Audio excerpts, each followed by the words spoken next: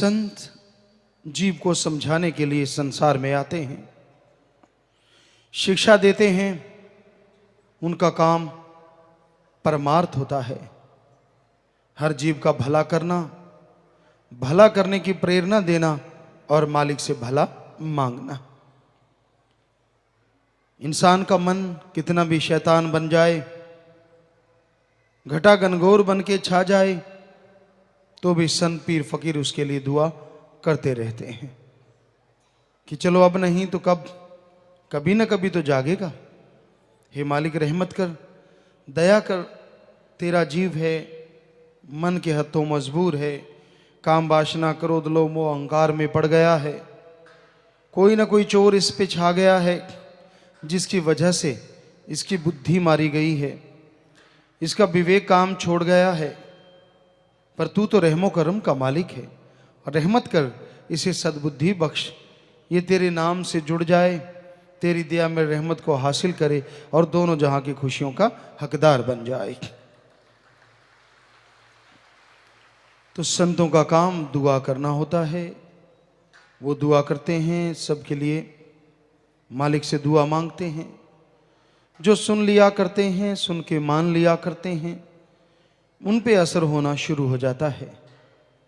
तो मालिक का रंग, वो अनमोल रंग जिसके लिए देव फरिश्ते तक तड़फते हैं, मालिक से दुआ करते हैं कि हमें भी मनुष्य शरीर दे ताकि हम तेरे नूरी स्वरूप को देख सकें, तेरी दया में रहमत को हासिल कर सकें। वो दुआ करते हैं, प्रार्थना करते हैं। पर हे इंसान, तुझे वह शरीर परम पिता परमात्मा ने बख्श दिया है, इसमें भक्ति कर, इसमें इबादत कर, ताकि तू आवागमन से आजाद हो सके, ताकि तू उस नूरी स्वरूप के दर्शन कर सके और कण कण में जर्रे जर्रे में जो मालिक रहता है उसको पहचान सके। लेकिन इंसान जागता नहीं, काम वासना क्रोध लोभ मोह अहंकार मन माया में बुरी तरह से उलझा हुआ है। तो संत पीर फकीर जगाने आते हैं, जीव को होका मारते हैं, आवाज देते हैं कि भाई ढीठ ना बन, मन के हाथों मजबूर ना बन, क्योंकि मन ने जब मझधार में डुबो दिया तब तड़फने के अलावा कुछ भी हासिल नहीं होगा। मौका है, मन से लड़ना सीख ले, काम वासना क्रोध लोभ मोह अहंकार की लगाम खींच ले, वरना ये लोग तुझे ऐसी जगह गिराएंगे, यहां भयानक दलदल होगी, तड़फता रहेगा, बेचैन रहेगा, खुशियां हासिल नहीं हो पाएंगी।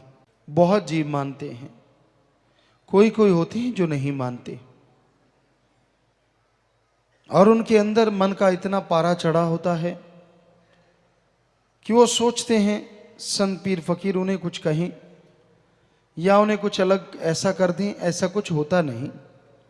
संत तो सबके लिए दुआ करते हैं, सबका भला मांगते हैं, किसी को बुरा नहीं कहते, क्योंकि ये टाइम ही ऐसा है। बुरे को भी बुरा कह दो, खाने को आता है, किसी का भी भला कर दो, उल्टा पड़ता है, क्योंकि यह घोर कलयुग है। इसलिए संत सत्संग में तो सबको समझाते रहते हैं, पर यह नहीं है कि किसी अकेले को देख के कई लोग ऐसा दिखाते हैं कि हम वचन नहीं मानते, हम ये नहीं करते। तो आपके अपने कर्म हैं, इसमें संत क्या कर सकते हैं? ना मानो भाई, मर्जी आपकी, जब भोगोगे तब भी फिर मर्जी आपकी। कोई जरूरी थोड़ा ही ना होता है कि आप पे कोई असर होने वाला है, क्या पता किस पे कब, जिसकी वजह से आपका वो हाल हो जो आप सोचा भी ना हो, क्या पता उसकी न्याय की तलवार कब चल जाए। तो संत किसी से कोई पर्सनल दुश्मनी नहीं रखते, कोई संतों का किसी से बद्दुआ देने का कोई मतलब नहीं होता, लेकिन वो बताते जरूर हैं कि ऐसे कर्म करने से ये फल मिलने वाला है। अब डॉक्टरों के पास जाओगे तो क्या डॉक्टर बताएंगे नहीं कि ये टेबलेट ले लो भाई, करोसिन ले लो, फलां ले लो, बुखार उतर जाएगा, एबल ले लो, नजला कुछ देर के लिए थम जाएगा, एलर्जी रुक जाएगी। तो उनका तो काम है बताना, आगे जी माने ना माने उसकी मर्जी। तो संतों का काम तो बताना है, इसमें हेंकड़ी वाली कौन सी बात है? करते रहो हेंकड़ी। संतों का काम बताना है, ये काम करोगे तो उसका रिजल्ट ये आने वाला है, ये करोगे तो ये आने वाला है। अब उसको अगर बद्दुआ समझ लो तो आपकी मर्जी, उसको दुआ समझ लो तो शायद आपकी अच्छी बात है, क्योंकि वो एक दुआ ही होती है जो आपको आगाह करते हैं। माँ बाप बच्चे को रोकते हैं ना, कुएं में मत पड़, ये थोड़ा ना कहते हैं कि कुएं में पड़ जा, रोकते हैं बेटा इधर मत जा, आग लगी पड़ी उधर हाथ मत देख, सांप घूम रहा बेटा उधर मत जा। अब बेटा अगर कहे कि मैं तो जाऊंगा तो डसेगा ही नाग, जलाएगी आग। तो उसी तरह अगर वो बच्चा मान ले तो उसके लिए वो वरदान हो गया। उसी तरह भाई संत तो बताते हैं ऐसे कर्म करोगे तो ये होने वाला है और जरूर होगा, कोई टाल नहीं सकता। आपकी हेंकड़ी, आपकी अकल, आपकी चतुराई धरी धराई रह जाएगी। कहते ना एक बगुला दरिया के किनारे बैठा हुआ था, वो जीव को पकड़ता, कभी ऊपर उछाल देता अहंकार में, कभी पकड़ लेता पानी में डुबो देता, फिर उसकी जान आती, छोटी मछली छोटा जीव, फिर उछाल देता, कलोल कर रहा था। जो आजकल कई लोग मन के हाथों मजबूर होकर कलोल नहीं करते हैं, दिखाते हैं कि मैं कलोल कर रहा हूं। तो ऐसे वो बगुला कलोल कर रहा था, शरारतें कर रहा था। अचानक काल का या संदेश वाहक कह लीजिए या काल रूपी बाज ऐसा झपटा मारा, समेत उस जीव के बगुले की गर्दन पल में मरोड़ दी। वो तड़फता रहा, व्याकुल हो गया, उसके पंजे में फंस के वो उड़ा के ले गया।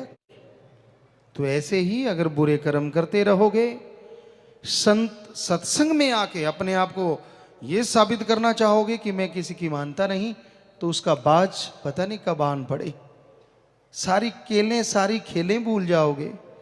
अरे आप कहते हो मैं ये मैं वो, होश नहीं रहेगी, क्योंकि ये घोर कलयुग है। तो मालिक के समझाने का तरीका भी फिर उसका अपना है।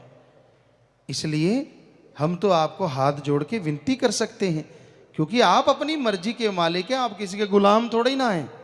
हाथ जोड़ के विनती कर सकते हैं, बाज आ जाओ, छोड़ दो बुरे कर्म, छोड़ दो मनमते, क्योंकि उसका बाज बड़ा भयानक है। मर्जी आपकी है, बताना हमारा फर्ज है। क्योंकि जो कहा करते थे देख लेंगे देखेंगे फलां होगा, उनका हाल बड़ा बुरा हुआ। तौबा की तो मालिक रहमत करते हैं, इसलिए तौबा करनी ही ना पड़े, क्योंकि सब कुछ गवा के तौबा करी तो क्या करी। तो पहले ही तौबा करो, छोड़ दो बुराइयों को, छोड़ दो बुरे कर्मों को, क्योंकि बुरे कर्मों का फल बुरा जरूर होगा। टाइम लग जाता है, समय लग जाता है, लेकिन भोगना पड़ता है। इसलिए अच्छे नेक कर्म करो, भले कर्म करो, सुमरन करो, मालिक से मालिक को मांगो, और परमार्थ करने वालों का साथ करो, संग करो। जो सेवा करता है, जो उसका साथ देते हैं, वही सच्चे रिश्तेदार होते हैं, वही सच्चे दोस्त मित्र होते हैं। अगर आप परमार्थ करते हो, सेवा करते हो, भले कर्म करते हो, आपको कोई आके रोकता है, आपको कोई टोकता है, वो आपका मित्र नहीं, असली दुश्मन है, जो मित्र बन के आपको धोखा दे रहा है। एक बार एक फकीर था, वो किसी शहर में गया तो पूछने लगा, भाई यहां सबसे ज्यादा धर्मात्मा राम नाम में सबसे आगे वाला कौन है? कौन है जो सबसे मालिक से प्यार करने वाला है? कोई ऐसा संत, कोई ऐसा मालिक का नाम लेने वाला भक्त, कोई तो नाम बताओ। तो उन्होंने किसी शाहूकार का नाम बताया कि फलां शाहूकार है, कारोबार भी अच्छा है, बाल बच्चे भी हैं। तो कहने लगे कितने बच्चे हैं? कहता चार बेटे हैं। कहता फिर भी भक्त है? कहते हाँ जी, घर गृहस्थ में रहता भी भक्त है। कहने लगे ठीक है। वो शाहूकार के पास गया पूछते पछाते, शाहूकार अपनी दुकान में बैठा था।